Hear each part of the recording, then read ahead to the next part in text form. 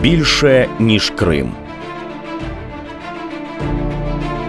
Великі люди маленького народу.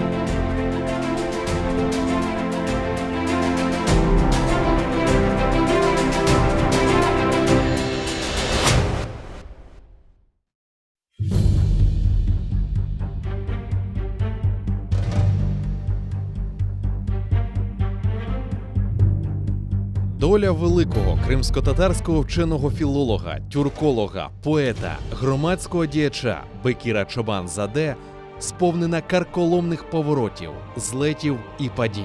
А фінал його життя був справді трагічним.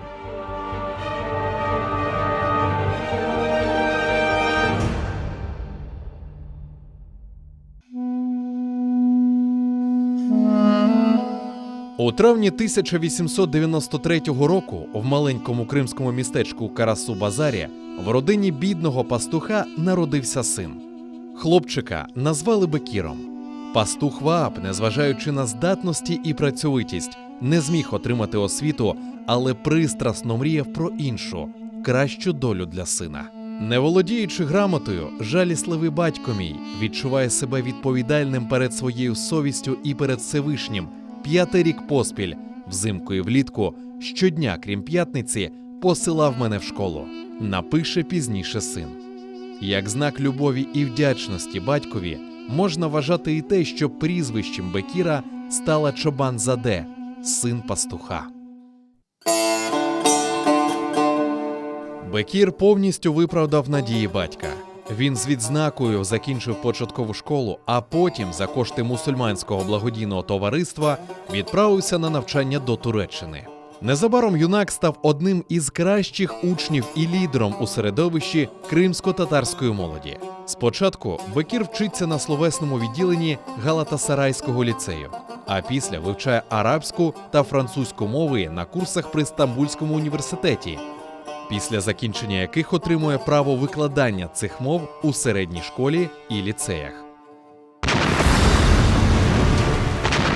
З початком Першої світової війни у 1914 році Бекіра забирають на фронт. Незабаром юнак потрапив у полон в Угорщині, а звідти на студентську лаву. У Будапешті він вступає на історико-філологічний факультет університету, де й захищає докторську дисертацію. O anda tanış olan bir profesörle ve onun suhbetleşkende o profesör şarkşınas tacipleni ne derecede Bekir'de böyle bir genç Bekir'de terin lingvistik, filologik bilgiler olganına ve o student olgan son bu tamam Cihan Cenk'in en kaynagan yılları 1916 senesi. Çobanzade de 23 yaşında ve nöbetteki 4 yılını o geçire Budapeşte, üniversitette ve onun bu 4 yıllık oku, ilimle uğraşmak faaliyetini yekünli doktorluk disertasiyanın korçalavını. Ve biz bilemiz ki o anda arşivde mi bu üniversitetin kitaphanesinde rastgele Codex Cumanicus'un metinlerinin birisini ve onun ilmi işini bu çok kıymetli ve kadimi olgan el yazmağa bağışlay bu lügatga. Саме на базі вивчення цієї пам'ятки він захистив дисертацію у 1920 році. Саме блискучий захист цієї дисертації дало можливість йому вже викладати у Східній академії Будапештського університету. Саме тоді він вже стає таким знаним вченим тюркологом. І зрозуміло, що саме в цій галузі знань він і проявить свій багатогранний талант. 1920 року Чобанзаде залишає Будапешт і повертається на батьківщину. Зі встановленням в Криму радянської влади Чобанзаде обирають членом Центрального виконавчого комітету Кримської АРСР. У цей період він є одним із лідерів кримсько-татарської партії «Міллі Фірка» яка спочатку існувала легально і не була заборонена в СРСР. Milli firqa pek böyle bir acınıklı halda yok ve böyle dehşetli halda yok edilecek. Ama mına bu arada ben kendi hatırlatmak isteyeyim 20-25 seneleri arasında Milli firqaga yetekçi ola Bekir Çobanzade. Elbette bu onu kaysi taraftan daha korseti. Sen çok görümlü alimsin. Sen çok görümlü hocansın. Seni bütün vakit bu Türk Müslüman cumhuriyetleri, cemiyetleri seni o kadar tanıyor. Ona mümkün edi tek bu şeyin uğraşma ve bu yolda özün kenede ne diyeyim şahs olarak görsetmeye. Ama onun meslektaşları onu bu firqaga yolbaşçı saylangan son o vakit 27 yaşında. 27 yaşında gençin öyle bir yigitni deyik saylarlar. Bu neni korseti? Demek onda bu teşkilatçılık kabiliyeti pek güçlü edi ve o özün bilgisinden, kene de men aytam, terbiyesinden, özün muamele kurmağa bilgen insan olarak bu başka çok korumlu bizim insanlarımız arasında. Kaysi son bizim tarihimizge kirgen insanlar arasında bu itibarın kazana ve onlardan yaş olmasına bakmadan özlerini yetekçi etip saylarlar. У Сімферополі Бекір Чобанзаде працює на факультеті сходознавства Кримського університету, де його затверджують званням професора. Поряд із громадською політичною роботою він, власне, переймається викладанням саме кримсько-татарської мови у закладах Сімферополя і інших населених пунктах, які знаходилися поблизу міста Сімферополь. Також в цей період часу він є викладачем Кримського університету і викладає ряд дисциплін. Серед них це порівняльна граматика тюркських мов, це тюрксько-татарська мова і, звичайно, він вже ділиться із своїми знаннями із студентами цього навчального закладу. Влітку 1924 року професора Чобанзаде запрошують у Баку для роботи в комітеті нового тюркського алфавіту як вченого консультанта. В Азербайджанському державному університеті його обирають професором кафедри азербайджанської мови і літератури, а у 1925-27 роках Чобанзаде очолює Східний факультет університету, де викладає введення в тюркологію, тюрко-татарську діалектологію, порівняну граматику тюркських мов, орхонські і староуйгурські пам'ятники, методику викладання азербайджанської мови і літератури, новітній період тюрко-татарської літератури. Наприкінці лютого, початку березня 1926 року в Баку проходив перший всесоюзний тюркологічний з'їзд, куди з'їхалися найвидатніші вчені тюркологи з усього світу.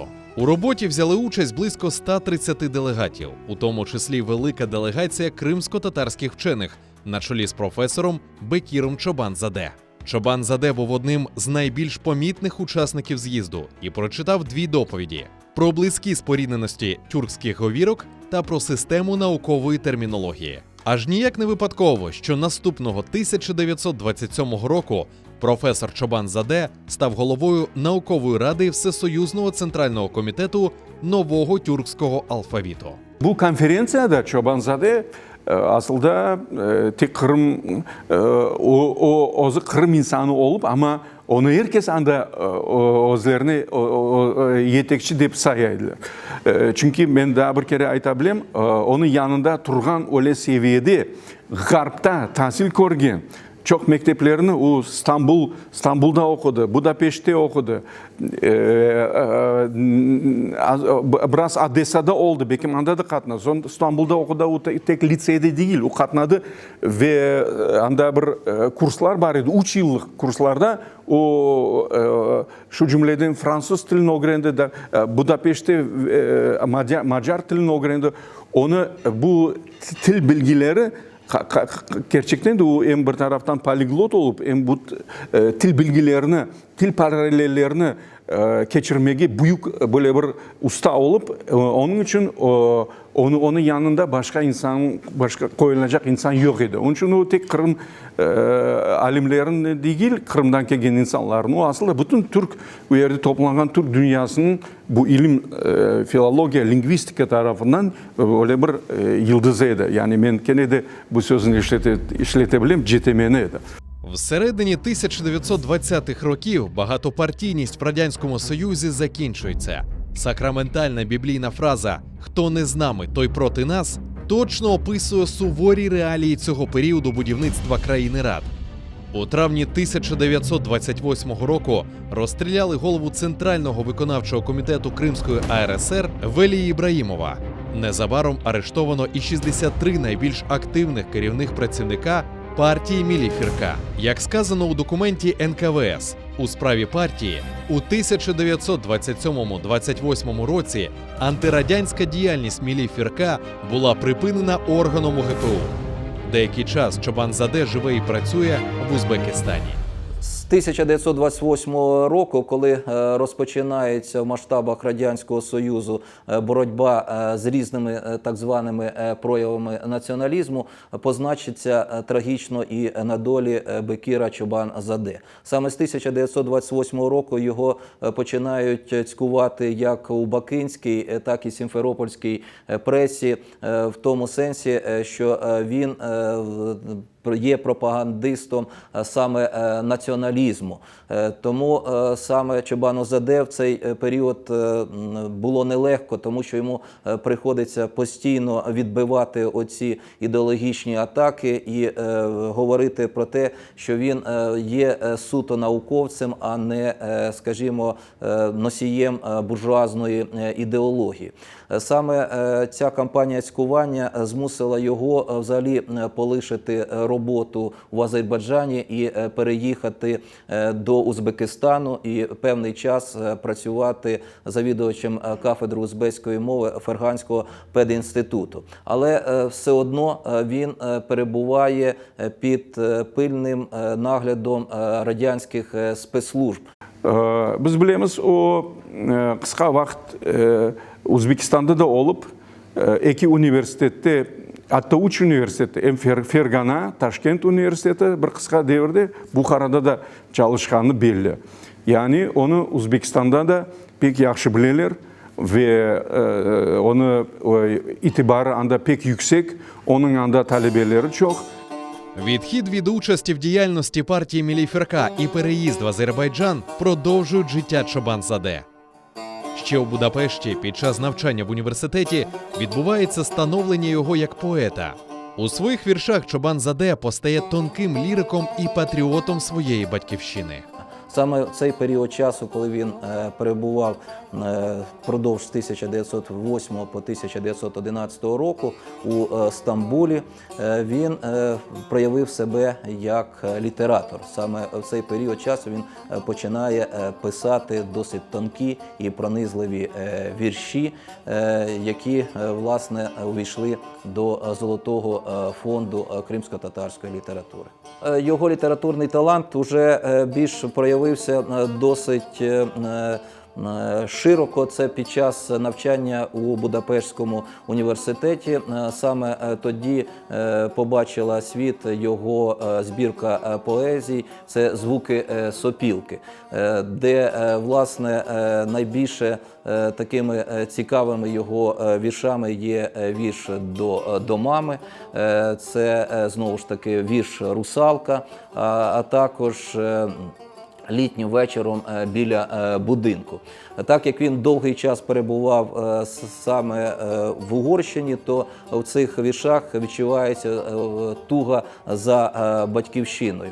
Хрестоматійними стали рядки Чобанзаде про рідну мову – тюркське братерство з його відомого вірша «Туфган Тіль», що в перекладі «рідна мова».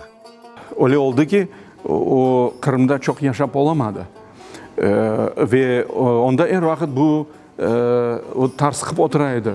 Kırım'da görmegeni için. Nostalgiya degen şey onda pek güçlüydü.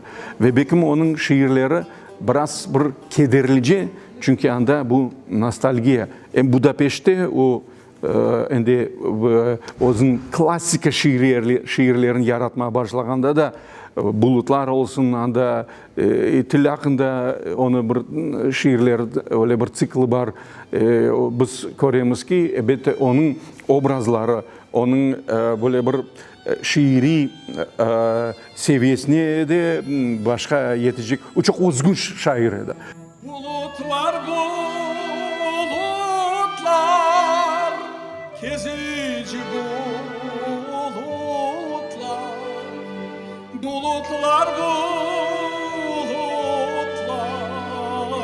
kedici bulutlar, şongar katı tayga, yedici bulutlar, şongar katı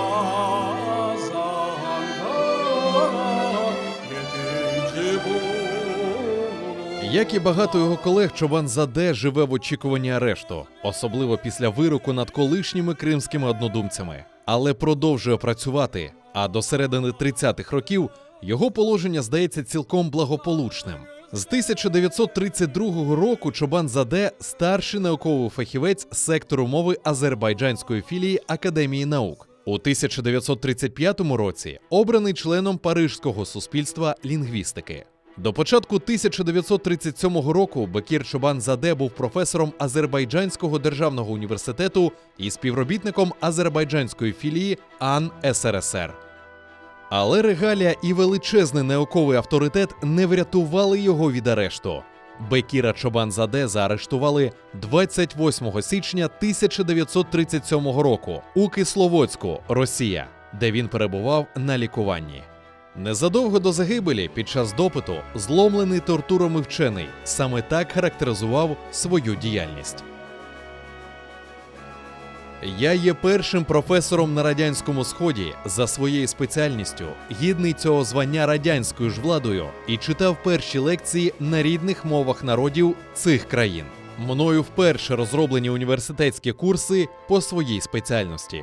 За весь період моєї наукової діяльності мною написано приблизно 150 наукових робіт, з яких мінімум 100 є першими спробами наукового обґрунтування проблем азербайджанської мови і літератури азербайджанською мовою.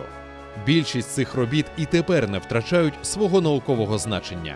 Мною підготовлено сотні фахівців-мовознавців і літературознавців майже на порожньому місці. Серед моїх учнів є десятки висококваліфікованих науковців-доцентів і асистентів, які зарекомендували себе своїми науковими роботами за межами своєї країни. Bizim buyuk tariximizda, qadimiy tariximizda Bekir Chobanzade gibi başka öyle insanı erciyetten bilgili, erciyetten ruhi zenginligi olgan ve bununla beraber böyle bir facialı taqdiri olgan insanı tapmaya çok zordur. Kabiliyetine keleyatqanda Bekim, mana bu bizim meşhur Gazi Boray Geray onun tenleştirmeye mümkün ama Gazi Boray da bununla beraber çok büyük bir serdar edi. Bekir Chobanzade serdar olmadı, lakin men eminim öyle vaziyet olsaydı o serdar da olur edi, çünkü onu kabiliyeti o kadar çok taraflama.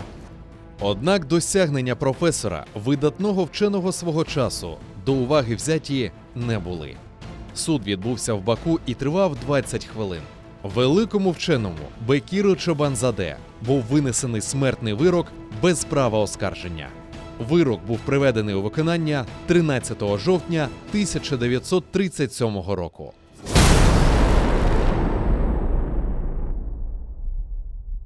«20 років по тому Бекір Чобанзаде був реабілітований рішенням Верховного суду СРСР 25 червня 1957 року.